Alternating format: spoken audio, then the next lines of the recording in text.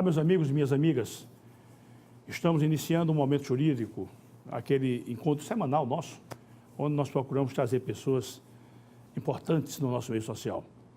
Hoje, nós vamos bater um papo, vamos conversar, de forma muito informal até, com um promotor de justiça, que eu acho que toda a sociedade conhece, porque ele vem, ao longo da sua carreira, atuando em situações importantes, em situações que exigem a presença do Ministério Público de forma, às vezes, até contundente, marcante. Eu me refiro ao meu caríssimo amigo, meu contemporâneo de faculdade, Luiz Vasconcelos, que eu quero, Luiz, logo de plano lhe agradecer você ter aceito o convite nosso, gentilmente, de forma muito elegante, você aceitou o nosso convite para vir bater esse papo. Então, eu quero lhe agradecer, como sempre o faço, em nome da equipe, em nome da televisão e em meu nome próprio. E deixá-lo à vontade, Luiz. Quero dizer que é uma honra tê-lo aqui para conversarmos sobre coisas que nós gostamos, que é a atuação do Ministério Público e da magistratura e de outras instituições que estão ali naquele ambiente jurídico que nós convivemos todos os dias.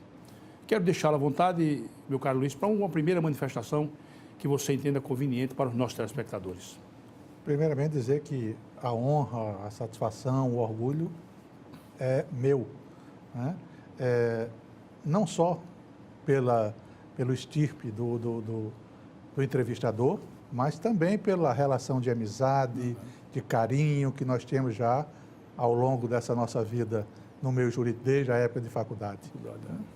Então, assim, estou absolutamente à sua disposição, do seu público, para tentar levar um pouco da minha experiência de vida dentro do Ministério Público e, de alguma maneira, ajudar as pessoas a entenderem um pouco melhor a relação Ministério Público-sociedade. Luiz, só para a gente, chama-se agitar a memória, eu dei trote em você. Eu sei. Eu dei trote em você, eu me lembro de você, me lembro do seu pai, e me lembro de você, não à noite, eu dei um trote em você. Eu me lembro que naquela época o trote ainda tinha uma certa contundência, vou chamar assim, e nós botávamos cal num tonel e o cara tinha que mergulhar ali, tomar um banho, você novo ainda. E também, Luiz, no futebol salão. Sim. Você foi o nosso goleiro do futebol salão, naquela equipe memorável da década de 70, nós chegamos a ser vice-campeões aqui do estado.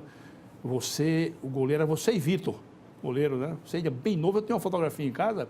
Você é um garotão. Bom tempo. Velhos tempos. Você terminou em que ano de faculdade, Luiz?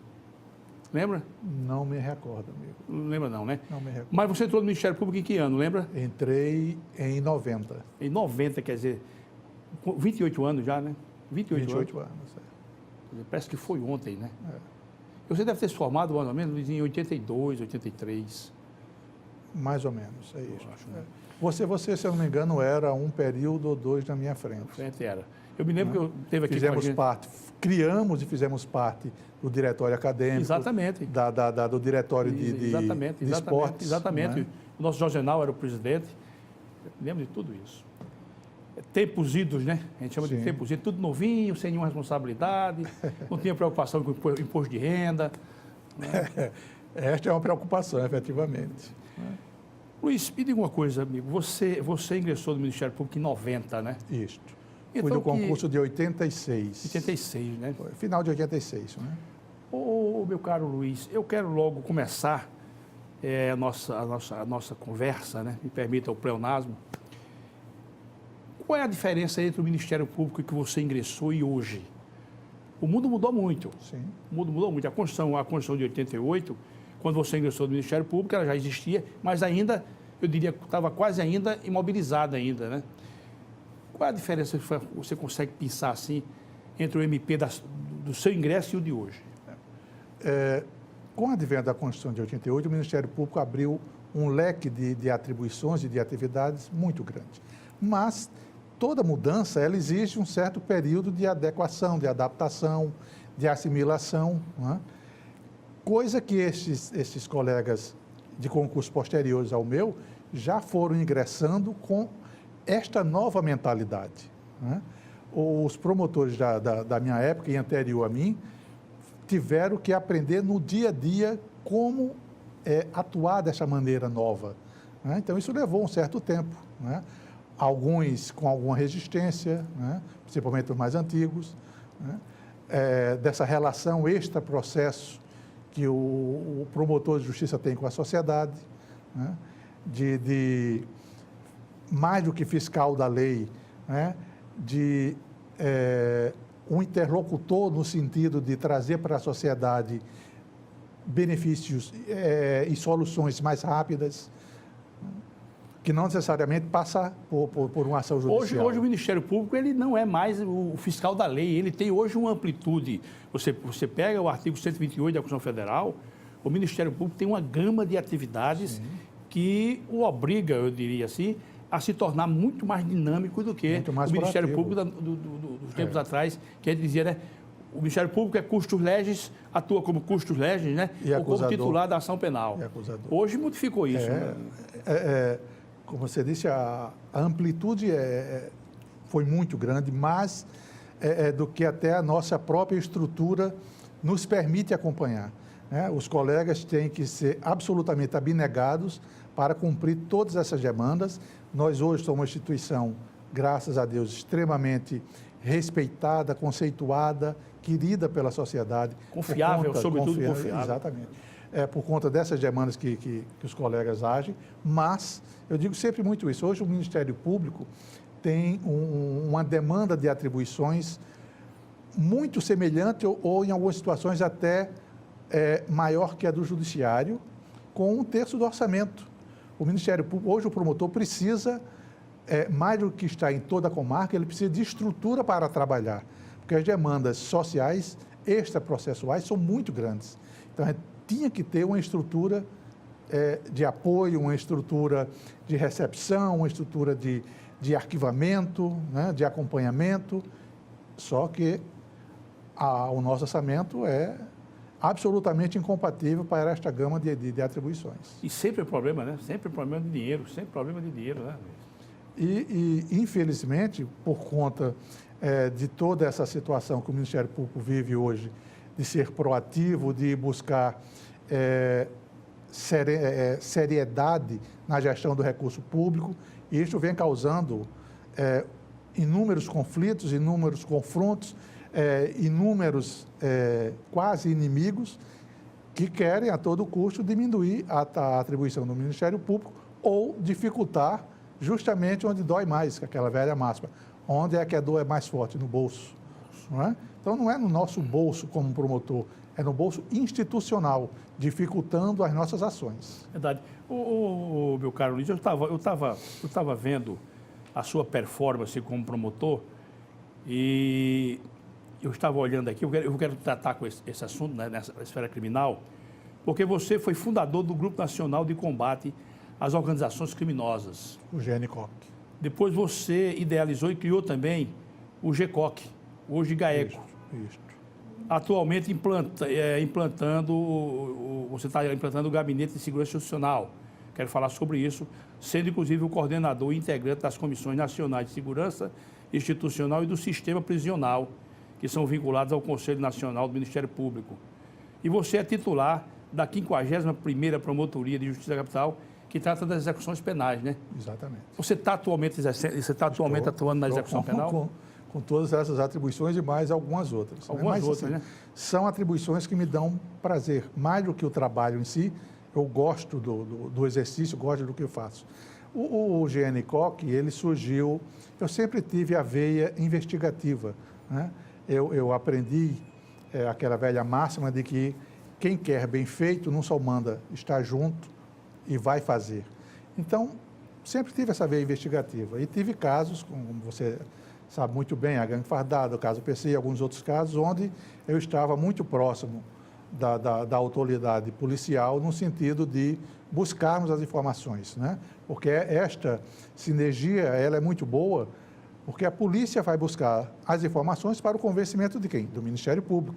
Então, se a gente está junto, ele sabe exatamente quais são as minhas dúvidas, quais são as minhas necessidades e vai, de uma maneira muito mais otimizada, buscar esta informação. A partir disto, o procurador da época, que foi o doutor Leão, entendeu de criar a Promotoria de Investigações Criminais e Controle Externo da atividade policial. Isso está previsto na Constituição Federal, Sim, inclusive. sim. É uma das funções do MP. Eu quero depois aprofundar Exatamente. com você esse assunto. E a partir daí, nós tivemos um pouco mais, não diria de liberdade, mas de amparo institucional para fazer essa demanda investigativa, né? Infelizmente, neste período, aconteceu o assassinato de um colega em Minas Gerais, que atuava na área, estava na época investigando um cartel de combustível, né? Lembro daquele caso. Com a expertise que eu tinha adquirido na época nessa esfera investigativa, tão logo aconteceu o falecimento desse colega, houve uma reunião de todos os procuradores gerais e o doutor Leão, à época, comentou que tinha um colega aqui que atuava nessa área e fui convidado para, junto com outros colegas de outros Mas está estados... encarcerado, né? Porque tem um autor material e intelectual naquele crime, né? Sim. Todos estão encarcerados, não é? Foram. Aí nós juntamos o grupo, que naquela época eu já defendia, de que, até pela própria denominação constitucional de que o Ministério Público é uno e indivisível, de que a gente não podia se fragmentar na busca do esclarecimento da verdade. Então, já naquela época, o crime organizado, o que é que ele fazia? Ele sabia da fragmentação da informação e o mesmo grupo atuava em jurisdições diferentes, em atribuições diferentes, né? E isto fragmentava e dificultava a persecução criminal, a instrução processual de uma maneira geral, por conta dessa fragmentação. A informação que eu colhia na minha investigação não era aproveitada pela sua ou de outra, né? Então, a partir do momento que se uniu esse grupo nacional, nós começamos a partilhar informações, transitar experiências. Eu tinha mais experiência numa área, ia ajudar o colega daquela área, ele tinha mais experiência em outra, vinha me ajudar aqui naquilo. Então, começamos a efetivamente nos tornar uma instituição una, né? Ô, Luiz, inclusive, a criminalidade organizada, se também as instituições não estiverem organizadas e solidárias umas com as outras, é muito difícil você fazer o combate. Não é verdade? Eu digo muito de que o crime é organizado e nós não, né? Infelizmente. Existem muitas vaidades que se deixam extrapolar além do interesse, né? Do interesse coletivo, do interesse social, do interesse institucional, né? O problema não está nas instituições, está nas pessoas, né? Que a gente tem que conviver, né? Às vezes, não, o policial, o delegado tem a atribuição dele. Ok, ninguém vai usurpar jamais, a atribuição está na lei. O Ministério Público tem a dele, o Judiciário tem a dele, né? Como defensor e tudo. Agora, eu digo sempre muito isso, qual é a nossa busca? É esclarecer os fatos? É buscar a verdade? Então, estamos pensando do mesmo jeito. Por que não trabalharmos junto? Cada um com o seu mistério, né? Luiz, nós temos o crime organizado em Alagoas? Não deixa de ter. Nós temos, sim, alguma. Na acepção da palavra, da definição que foi dada do crime. Hoje, aqui, você tem... O que é que aconteceu? Nós temos hoje alguns grupos que se sobressaíram nacionalmente, como o PCC, o Comando Vermelho. Aqui nós temos... Mas esses grupos são permanentes, né? Sim. São permanentes. Sim. Aí eu quero dizer assim, Esta é a denominação do aqui em crime Alagoas nós organizado. temos uma criminalidade organizada permanente? Como é que acontecia antes? Na realidade, você tinha grupos criminosos que praticavam crimes, né? Todos faziam tudo. Hoje você tem já uma individualização de condutas. Aquele grupo rouba o carro, aquele grupo assalta o banco, aquele grupo faz o sequestro, aquele grupo guarda as armas. Estoura banco. Para que o grupo maior consiga controlar. Você tem o pequeno traficante, você tem aquele que fornece, aquele que é o líder de uma região, mas hoje, efetivamente, já existe toda uma situação de hierarquização criminosa, né? Com a globalização da informação e com o caminho que alguns envolvidos, por exemplo, uma situação da droga aqui no estado de Alagoas potencializou a partir do momento que o Fernando Beiramar passou um tempo aqui. Então, abriu espaço, ele trouxe a estrutura dele para cá e viu que aqui, se não ganhava a mesma coisa que se ganhava em centros maiores, mas que aqui as nossas dificuldades de persecução eram muito maiores, né? Então, às vezes, para eles, né, aquele que estava como soldado de alguma organização criminosa em centros maiores, saía de lá como soldado, chegava aqui já com uma patente maior, porque é aquela máxima de que em terra de cego quem tem um olho é rei. Tem um olho é rei. Só agora aproveitando esse segmento da nossa conversa, por que é tão difícil combater o crime organizado? Você que tem experiência, Luiz. Qual é a grande dificuldade de se combater o crime organizado? Estrutura, né? Burocracia, né? O criminoso, ele chega e compra uma arma a hora que quer e bem entende. Ele tem armamento infinitamente superior ao nosso. A gente, instituição de uma maneira geral, tem uma série de dificuldades, né, para acompanhá-lo no sentido da informação, né, no sentido da inteligência, no sentido dos equipamentos, no sentido da disponibilização das pessoas para o enfrentamento, né? Hoje, ou se repensa radicalmente a forma de se ofertar segurança, né? Não dá mais para ser como era há alguns anos atrás, só com pessoas, né? Eu digo muito isso, de que qual é a segurança ideal? Um policial para cada cidadão seria a segurança perfeita? E se os dois brigarem? Então, não existe a perfeita. Segurança é um estado de espírito, é uma sensação. Ela se faz, você pode minimizar o risco do fato acontecer, mas precisa potencializar a busca do esclarecimento. Então, isso a gente pode hoje otimizar com tecnologia, com monitoramentos, só que fazer segurança é caro. É caro o armamento, é caro o equipamento, né? Os governos precisam... Você chega nos Estados Unidos, por exemplo, toda a rua é monitorada. Aqui existe uma hipocrisia de que está devassando a minha intimidade. Que intimidade? A intimidade individual, ela tem que ser subjugada pela coletiva. Pela coletiva. Me diga uma coisa, só para a gente aproveitar a sua presença aqui. Aquele crime daquela vereadora no Rio de Janeiro, sim, até hoje não foi elucidado. Eu acho até que é um comprometimento muito sério pelo aparato policial, quando ele apresenta pessoas e depois você não vê seguimento nenhum. Dá a impressão que ele está perdido. O desembargador Fernando Tourinho, nosso caríssimo Fernando Tourinho, ele dizia que um crime, se ele não é desvendado em 30 dias, é muito difícil você conseguir chegar aos autores depois de 30 dias. Pode chegar, mas numa situação totalmente, vamos dizer assim, fora de propósito. 30 dias, você não descobriu, você vai descobrir pelo acaso. Você acha que, aquele caso da vereadora, você acha que vão chegar aos autores ainda? Veja bem. Você está acompanhando isso, não está? Sim. Este é um termo que eu odeio utilizar, que a gente não pode usar, que é achar. Não é? Por que os 30 dias?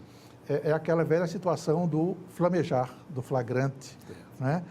As testemunhas estão mais acessíveis a prestar informação.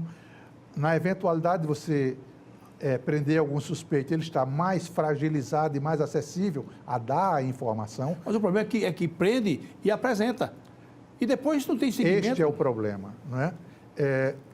Enquanto você está... Hoje se busca prender por prender.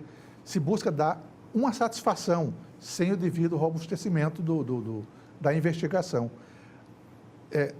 Infelizmente, as instituições, não são todas, nem em todos os momentos, sucumbem à pressão midiática.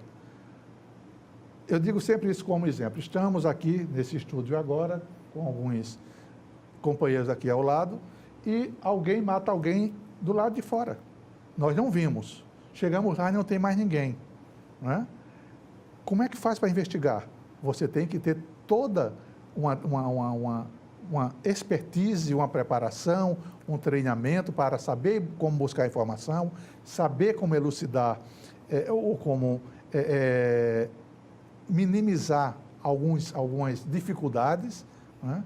Só que, na hora que você fala em crime organizado, ou as pessoas que estão vinculadas no enfrentamento Elas têm que ter uma postura diferente.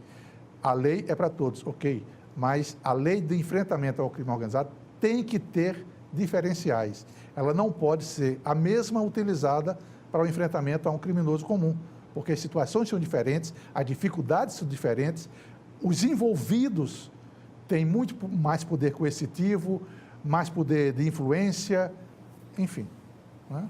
Tem que ser repensada, tem que ser repensada. Luiz, mas só naquele caso específico que eu falei, está ficando cada dia mais difícil chegar aos autores, né? Fica. A cada dia que passa, as informações vão se perdendo.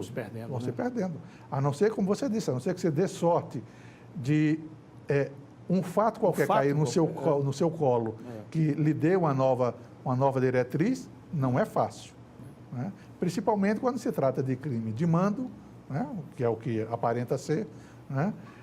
Com toda uma preparação anterior ao cometimento, né?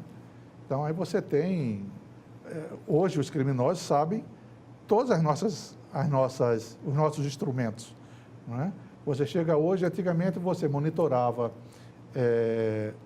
os telefones e pegava. Hoje você só pega mesmo, infelizmente, aquele menos capacitado, porque aquele que já está nesse jogo há muito tempo, que já tem a expertise do crime, ele vai falar pelo zap, né?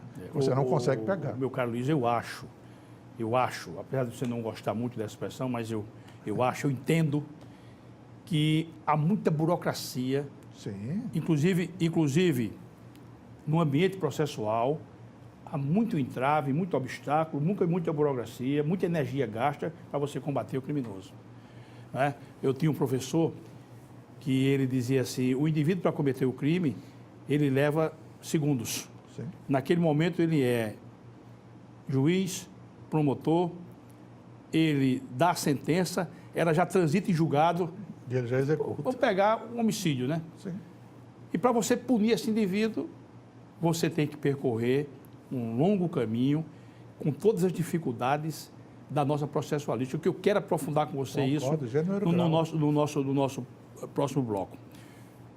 Luiz, e eu te pergunto, como é que está hoje o Ministério Público no que respeita ao aporte aos promotores? Porque na nossa época, não sei se você lembra, nós trabalhamos em Santana de Ipanema, nós dormíamos no hotel com aquelas dificuldades naturais, nós não tínhamos o apoio que hoje o Ministério Público tem, né? Hoje eu vi casas do Ministério Público aí em São Miguel dos Campos, em Arapiraca. Como é que está hoje? Em alguns momentos foram edificadas algumas sedes com apartamentos para os promotores, né? Mas, como eu lhe disse, tudo gira em torno do orçamento. Não adianta você ter o imóvel se você não tiver como mantê-lo, se você não tiver disponibilidade orçamentária para dar a ele a estrutura funcional, dar a ele a estrutura tecnológica, né? Então, melhorou muito em relação à nossa época, sem dúvida nenhuma. Mas, assim, está longe da ideal. Hoje, eu defendo muito, e disse isso para alguns procuradores, que nós somos amigos e com alguns eu tive a honra de assessorá-los, né? De que eu defendo a regionalização do Ministério Público. É muito melhor você criar regiões e dotar a sede dessas regiões de uma estrutura digna para todos os promotores, porque não tem necessidade do promotor estar todo dia na comarca. Não tem esta necessidade. Tem comarcas aí que dispensa isso. Mas se você dotar a região de algumas comarcas e a sede dessa região de uma estrutura para estes promotores, não tenho dúvida de que o resultado será muito maior. Aí vem aquela, mas você vai tirar ele de perto da sociedade. É o outro lado da moeda, mas não adianta você estar lá todo dia e continuar distante porque não tem estrutura para dar o apoio. Você fala regionalizado, vamos pegar aqui como exemplo Delmiro Gouveia. Sim. Aí pegaria Piranhas, Água Branca, ali Carié, aquela região do Carié ali, sim. Canapi, Api. Aí você montava lá em Delmiro uma estrutura, como tem hoje em Arapiraca. Nós temos uma promotoria dentro de Arapiraca que é modelo, né? Nós fizemos aqui as promotorias da capital, né? Então, aí você dota aquele prédio efetivamente de estrutura física, estrutura de apoio, estrutura logística, equipe para que o promotor possa acompanhar.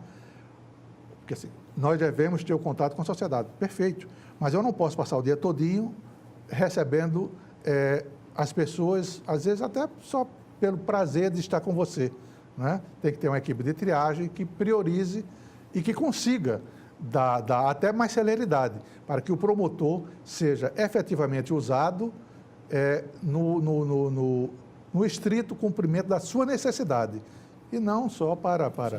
Vamos encerrar esse primeiro bloco e antes de encerrar eu trago à colação o Calmon de Passos, o mestre Calmon de Passos. Calmon era meio irreverente, né? Então ele dizia que existem comarcas, palavras textuais dele, existem comarcas tão miseráveis que só se prestam para duas coisas: transformar juízes e promotores em boêmios ou alcoólatras. Porque eu trabalhei em algumas comarcas, realmente, sabe, que ali só se o cara tiver estrutura até psicológica mesmo, para não começar a tomar uns uísques a mais. Eu vou lhe dizer uma coisa, você logrou êxito no concurso de juiz, eu já era promotor, né? E acredite, irmão, você ainda entrou numa época boa. Boa? Porque quando eu entrei, assim, eu já cheguei a dormir em mesa de audiência porque não tinha lugar onde ficar na cidade. Eu já almocei na sala de audiência. Levava ventilador, colchão, travesseiro. Era danado. Ô Luiz, máquina da datilografia manual. Eu fui titularizado em Água Branca. E o máximo que eu conhecia de Rio de Alagoas, o lugar mais distante que eu tinha ido era Santana de Ipanema.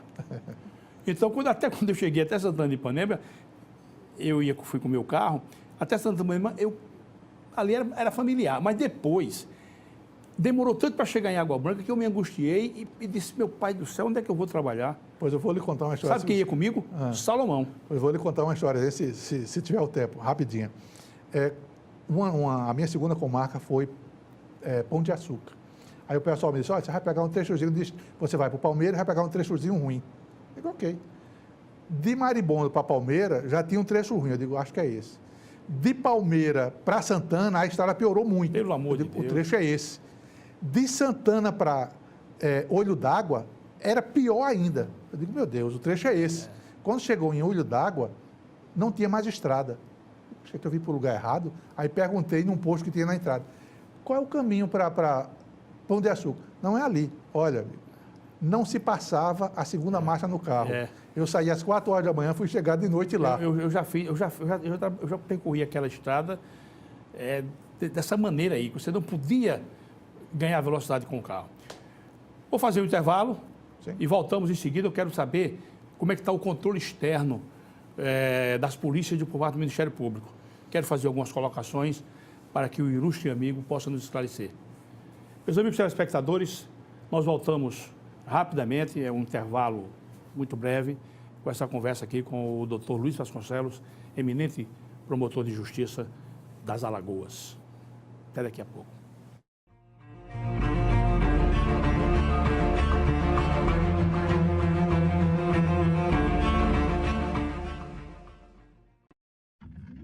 A CL Investimentos é uma empresa que trabalha com imóveis próprios. Quando precisar locar ou comprar um imóvel, procure a CL Investimentos. Aqui só locamos e vendemos imóveis próprios. Por isso damos garantia de um investimento seguro.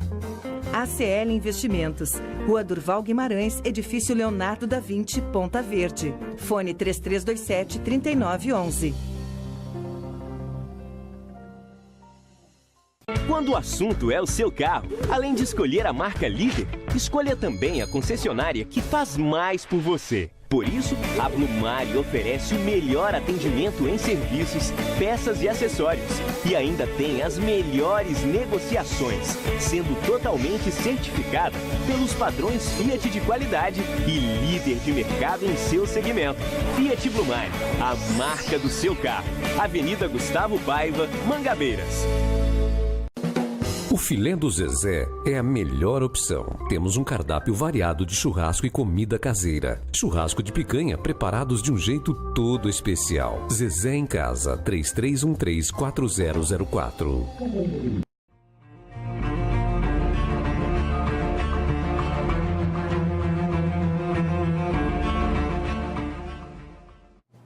Olá, meus amigos. Estamos retornando aqui no Momento Jurídico, conversando hoje com o ilustre representante do Ministério Público das Alagoas, doutor Luiz Vasconcelos, meu amigo cordial, da época de faculdade, da época em que nós não declarávamos ainda imposto de renda, e confesso humildemente que nós éramos tão felizes. É verdade. Nós não nos preocupávamos, nossos pais por aqui ainda, Sim. e a gente procurando se equilibrar na vida. Meu caro Luiz, eu queria, nesse segmento, agora, iniciar, perguntando a você como é que está, em termos de efetividade, o controle, aliás, com previsão constitucional, que o Ministério Público pode fazer no âmbito das instituições policiais, da polícia persecutória. Como é que está o Ministério Público nesse acompanhamento? Hoje eu não estou mais com esta missão, não é? Como você já disse, sabe, eu estou hoje com a execução penal. Fui o primeiro promotor desta área, né, que era a promotoria de controle externo e de investigações, né? Não sei exatamente como está o relacionamento, mas não é uma situação fácil, não é? Existe muita... Aquela questão das vaidades? Vaidade, corporativismo, não é? Eu, graças a Deus, consigo ter um excepcional relacionamento com as polícias, militar e civil. Mas você tem que ter muita cautela de como se relacionar, para que as pessoas não se sintam invadidas, que você exerça o seu mistério, que a lei determina, mas tendo sempre a polícia como parceira, entendendo as dificuldades que ela tem, não é? Você não pode ser um tecnocrata de gabinete, não é? Porque aí a coisa vai... O Luiz, não perca seu raciocínio, mas me parece uma coisa bastante racional, bastante lógica. Eu sou delegado, vou colher provas, elementos de informação para o Ministério Público. Sim. Não é razoável que o Ministério Público tenha uma participação, Deveria ser. inclusive sugerindo, dando opinião? Ser. Eu fui, além disto, na época que eu estava... Não é razoável isso? Na minha ótica também. Quando estava promotor, que nós criamos a promotoria que se transformou no GECOC, foi a minha promotoria que se transformou no GECOC, a minha ideia era justamente esta. Primeiro, você não consegue fazer o enfrentamento à criminalidade um pouco mais organizada, não vou nem falar na societas crimes, né? Que é a sociedade criminal em si, aquela que é um pouquinho mais organizada, sem que siga um princípio básico, que é compartimentar a informação. E como é que você faz esse processo? Mandando ofício, vai vazar.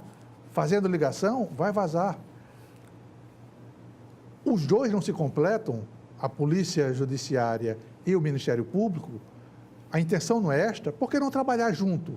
Então, na época, eu sugeri a criação do que depois se tornou a Secretaria de Defesa Social, mas num âmbito pequeno, que seria o Ministério Público, junto, no caso, a minha promotoria, com 1 ou 2 delegados que iriam trabalhar em conjunto, sem, assim, nenhum tipo de hierarquia, apenas no sentido prático da busca do resultado. Não é? Mas, pasme, eu recebi, assim, dificuldades de todas, das duas instituições, até da minha, né? Porque chegou na época... E há crimes que eles exigem a presença do Ministério Público já no ambiente investigativo. Foi uma das argumentações, eu disse na época.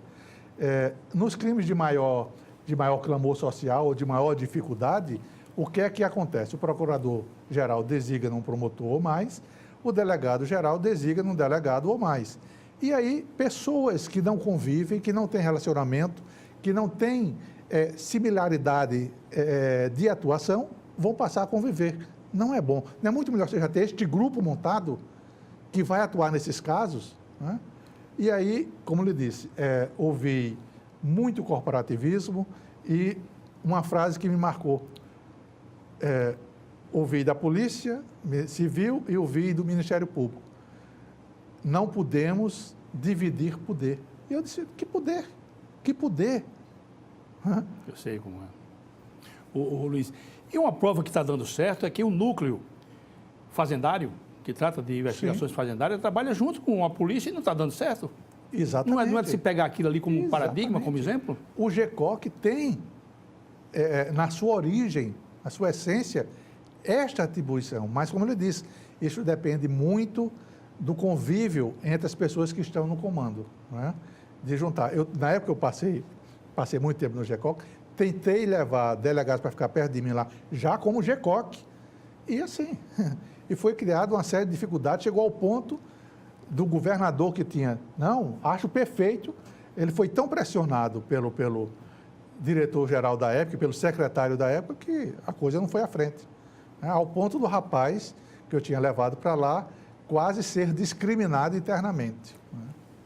O Luiz entra aqui às vezes dá uma informação paralela. Você vai se lembrar, não vou dizer aqui, não vou declinar nomes, porque as pessoas estão por aí, mas houve um crime rumoroso em Santana, não sei se você lembra, houve um crime rumoroso em Santana, o rapaz cometeu um homicídio e se evadiu para São Paulo. Nós trabalhávamos, eu e o Sidraque. E aquilo eu achei, primeiro porque o crime foi perto do fórum, não sei se você lembra disso, uma boatezinha que tinha. E eu chamei Sidraque e disse, olha Sidraque, eu vou decretar a prisão preventiva desse rapaz. Mas só quem sabe sou eu e você. Nós não podíamos tratar com mais ninguém ali. Só quem sabe sou eu e você. Está aqui a prisão preventiva decretada e só eu e você sabemos. E deixamos o rapaz para São Paulo, até que um dia ele retornou querendo ser interrogado, não tem problema nenhum. Ele veio com 2 advogados e nós fizemos um interrogatório e ao final eu abri a gaveta e disse, o senhor está, a partir de agora o senhor está preso. Estou decretando sua prisão preventiva, está aqui. Chamei a nossa escrivã, mandei chamar o delegado e ele já saiu de lá, direto para a delegacia. E você sabe que é difícil ainda hoje, né? Você tentar fazer a coisa de forma sigilosa, é preciso ter todo o cuidado. Por isso o que eu falei de compartimentar. Não é?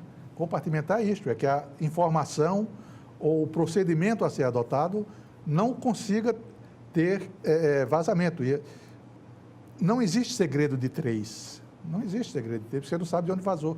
Então a coisa tem que ficar restrita a uma área, né?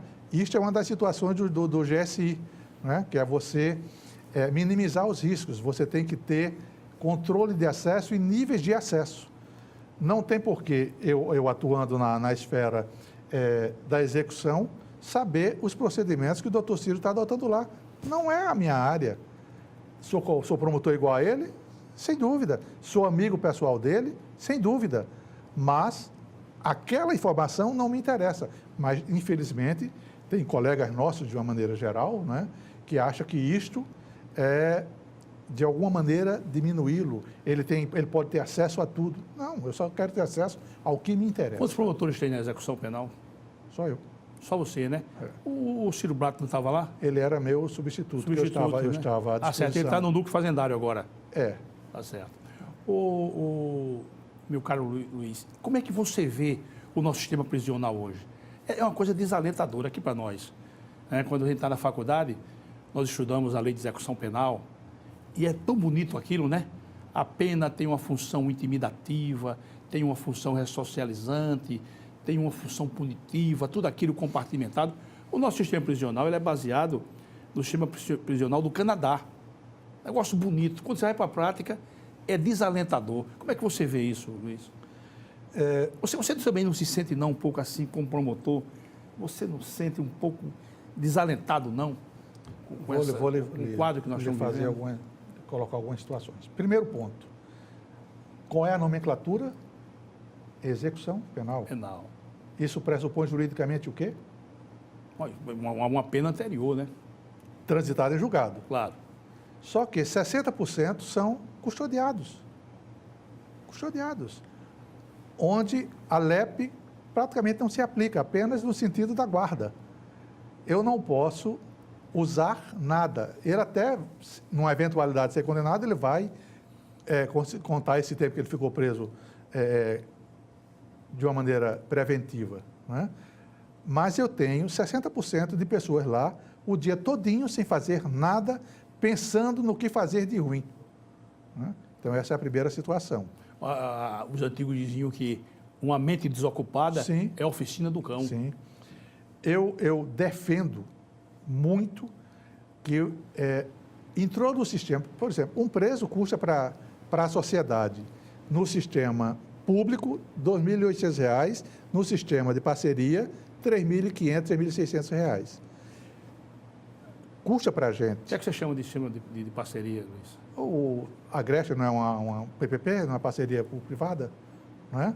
Ele é gerido através de contrato, de convênio por uma empresa privada, não é? Custa R$ 3.500. O cidadão de bem recebe por mês R$ 950 bruto. Com detalhe, lá não está produzindo nada, né? Não está produzindo nada, está se alimentando 4, 5 vezes por dia às nossas expensas. Né? Então, a sociedade está sendo punida 2 vezes, porque ele cometeu o crime e porque está pagando e pagando caro para mantê-lo. Então, eu defendo de que entrou no sistema, custodiado ou não, vai trabalhar, vai buscar uma forma de ressarcir a sociedade, não é o erário, a sociedade, o custo que estamos tendo de guardá-lo por um ato infracional que você fez, por um delito que você praticou. Aí, não, mas o custodiado não pode fazer. Claro que pode.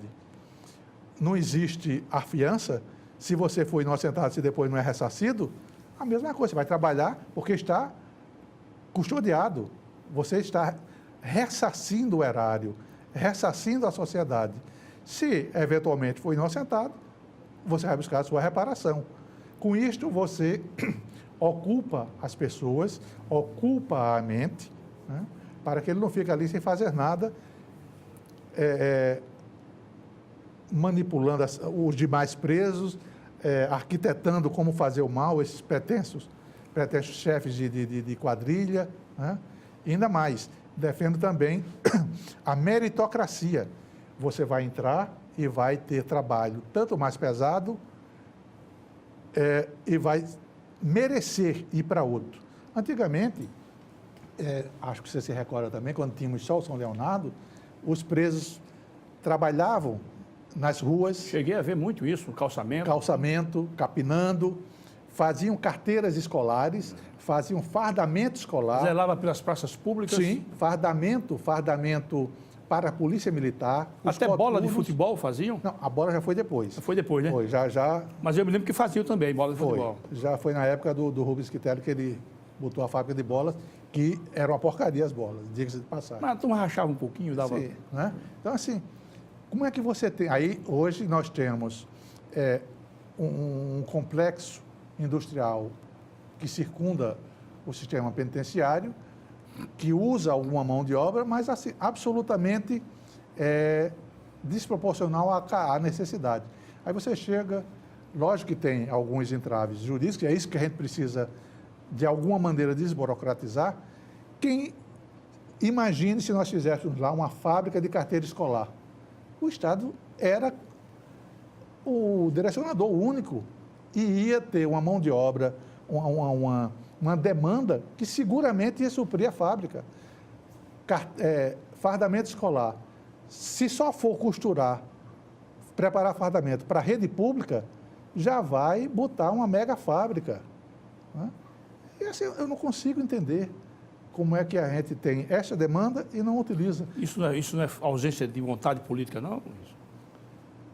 Nós temos uma legislação tão burocratizada, nós temos, infelizmente, uma hipocrisia tão grande, né, de que assim, o sistema prisional é o lixo, não quero nem saber.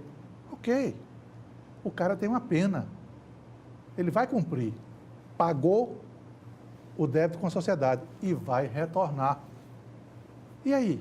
Ele vai retornar algum dia, pode ser com poucos dias, pode ser com um pouco mais de tempo, mas vai voltar. Luiz, e você falou uma palavra aí, eu também vejo, com todas as vezes, eu vejo com uma monumental hipocrisia de certos grupos aqui, por exemplo, em nosso país, que defendem para aquele que delinquiu, que a sociedade julgou, é importante dizer isso, porque tem quem está lá com a pena definitiva, a sociedade foi quem julgou, Então, não se pode, por exemplo, nos Estados Unidos, pegando como exemplo os Estados Unidos, que é o país onde os direitos humanos atuam de forma muito veemente, você vê o neguinho lá com algema de tornozelo, não tem negócio de conversa não. Tornozelo só não, fora. é tornozelo, cintura e às vezes até Exatamente. pescoço. E aqui você não pode fazer isso porque seria uma agressão monumental à condição humana do indivíduo. Perfeito, é isto mesmo. Não é? Lá na análise de vigilância que faço o sistema, assim, eu deixo bem claro para eles que assim, o direito deles é absolutamente observado e preservado. Ele vai precisar do advogado para uma situação excepcional e extraordinária. Mas hoje a promotoria e a vara criminal, a vara de execuções, tem toda a informação dentro do próprio sistema. Então, as progressões, enfim. Né? E digo a eles, olha, eles chegam lá, você chega e eles questionam tudo. Né? Ah, porque está faltando isso? Porque eu quero uma sandália havaiana, não quero sandália disso, eu quero pasta de tal tipo, não quero pasta disso, mas não precisa nem comprar, eu mesmo compro. Só que aí eles têm toda uma expertise no sentido de querer determinados tipos de produto para facilitar a entrada de droga, de arma, enfim. Não é? E eu disse a eles, olha, todos esses direitos vocês tinham lá fora. A partir do momento que vocês entraram aqui, o direito é a ser tratado com dignidade, mas vocês estão cumprindo pena. E como tal vão cumprir. Não é? Com todo respeito, mas vão cumprir a pena. Então você não pode achar que são coitadinhos. Ah, eu vejo muito advogado chegar em júri. Ah, porque ir para lá piora. Sim. E qual é a alternativa B? Quer continuar com ele do seu lado na rua? Para praticar um crime, novos crimes? Porque tudo é a questão, como ele disse, a segurança é um estado de espírito, é uma sensação. Se ele pratica e não é punido, ele vai praticar de novo porque não deu em nada. Aquele que não praticou ainda vai olhar, ele fez, eu também vou fazer. As famílias vitimizadas vão se revoltar também e vão para o confronto. Daqui a pouco a gente está o quê? Luiz, uma outra coisa que na nossa época, eu me lembro que já terminando o curso, já perto da nossa formatura, nós fizemos uma visita a uma colônia agrícola. Sim. Ficava ali para as bandas de União dos Palmares. Aquilo deve estar em ruínas, né? Não existe mais, né? Não deram seguimento àquilo, né?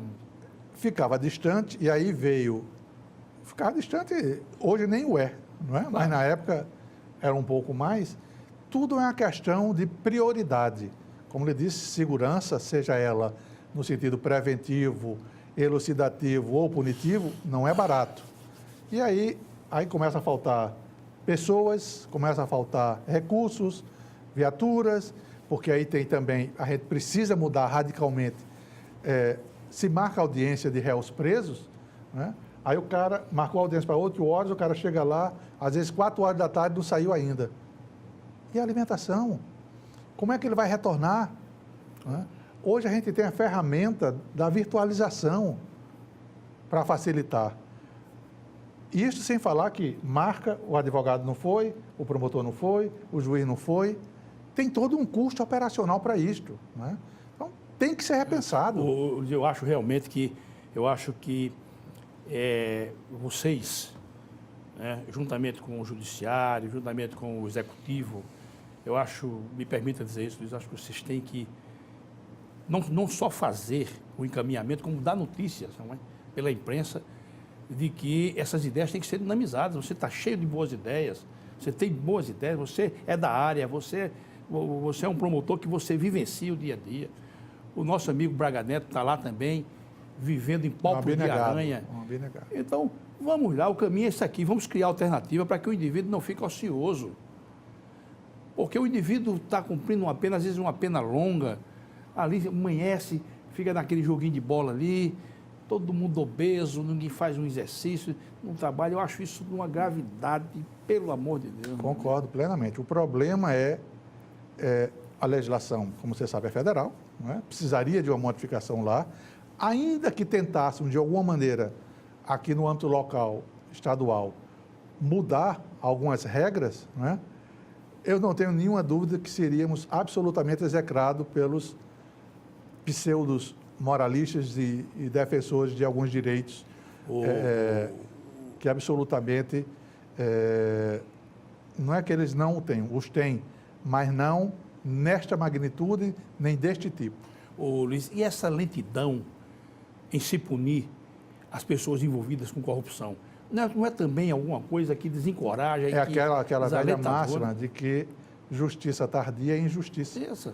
Até um incentivo ao crime. Porque aí o que é que acontece? Na hora que o crime acontece, a sociedade toda se choca. Aí a polícia preventiva, de alguma maneira, não conseguiu coibir, mas não pode estar em todo canto ao mesmo tempo, nem pode evitar que dentro de casa haja um crime. Mas ela tem que dar uma resposta rápida. Aí, no caso da judicial, investigar, esclarecer e levar ao Ministério Público e ao Judiciário. E aí tem que ser célere o julgamento e a punição. Claro. Ô, Luiz, e que Aí se o deu que a é que resposta, acontece? né? Aí o que é que acontece? A partir do momento em que a polícia esclarece, a sociedade já deixou de perceber aquilo, porque já surgiu um outro fato, um novo fato. A partir do momento do ajuizamento da ação, só quem vai aparecer lá é os advogados e a família do acusado. Com raríssimas exceções, a família da vítima vai estar brigando para que a coisa evolua no sentido da punição. Cara, já aconteceu, esse cara é perigoso, eu não quero mais nada. E aí, assim, a sociedade não cobra mais. Por isso, só para dar conhecimento aos nossos telespectadores, mês passado, eu acho, eu fiz uma audiência de precatória de uma prática de improbidade administrativa. O doutor Castro esteve lá conosco e ele até me chamou a atenção para esse detalhe. Ele disse, doutor, esse fato aí aconteceu em 2002. Quer dizer, 16 anos. Sim. Não era o fato, eu acho que era a denúncia, 2002. Quer dizer, aquilo ali, as testemunhas não lembravam mais. Em alguns casos, sequer mais estão vivas. Não, o caso tinha uma testemunha que já tinha falecido. Digo, a senhora chegou a negociar com essa prefeitura, a senhora forneceu... Doutor, existe, eu não lembro, não. É? Lógico que não são em todos, mas existe um descaso muito grande na elaboração das peças. É desmoralizante, Luiz. Também acho. Desmoralizante. E é um incentivo para o indivíduo que quer andar às margens da lei. Eles apostam até nisso. Sim. Nas dificuldades do Ministério Público, nas dificuldades do juiz, nas dificuldades que a polícia judiciária... E deixa eu dizer uma outra situação para você perceber isso mais ainda. Algumas eleições atrás, eu investiguei, tinha prova documental, material, de que um determinado candidato, na época ao cargo majoritário de prefeito, tinha, de alguma maneira, fraudado a eleição, cooptando, enfim, tudo documentado, fotografado. Preto filmado, no branco. Preto no branco. Foi condenado, a primeira instância, né, e recorreu. E saiu recorrendo. E cumpriu o mandato. Como é que você faz? Exatamente. Uhum. É realmente desalentador. Meu caro Luiz, estamos já nos aproximando do final desse segundo segmento. Você vê como o tempo passou rápido. Mas eu quero dizer ao ilustre amigo, uma frase que eu acho que eu já usei aqui, e ela me serve de guia. Mesmo diante desse quadro todo, mesmo diante dessas situações que eu chamo até de vexatórias, mesmo diante de todas essas dificuldades, eu digo para o ilustre amigo, como digo para mim mesmo, vamos combater o bom combate. Sem dúvida. Sem perder a fé, como dizia o profeta Paulo. Luiz, muito obrigado, meu amigo, a sua presença aqui. Deixa só concluir uma situação. Conclua, eu digo claro, sempre perfeito, conclua. De que quanto maior o desafio, maior a minha motivação. Não é? Certo. Então, assim, a gente tivemos uma formação familiar que nos obriga a buscar o esclarecimento, a gente se frustra, lógico que a gente se frustra, mas a gente não se abate. Isso. Então, as dificuldades existem, mas vamos combater sempre o bom combate. O bom combate. Se não for assim, o nosso país fica um pouco menor. E olha que é um país maravilhoso. Quem achar que não é, que vá para outro. E veja lá, porque ele vai voltar em poucos meses. Vai voltar rapidinho, dizendo da grandeza do nosso país. Sem dúvida. Muito obrigado mais uma vez, uma honra tê-lo aqui no Obrigado a nosso você, programa. a honra foi minha. E Luiz, sempre você vai estar vindo aqui. Né? Nós estamos aí implementando nova ordem de atividade aqui dentro do nosso programa. E muito obrigado a sua presença. Meus caros telespectadores, sempre agradecendo a audiência dos senhores e das senhoras. Até o nosso próximo encontro, se Deus quiser. Tchau.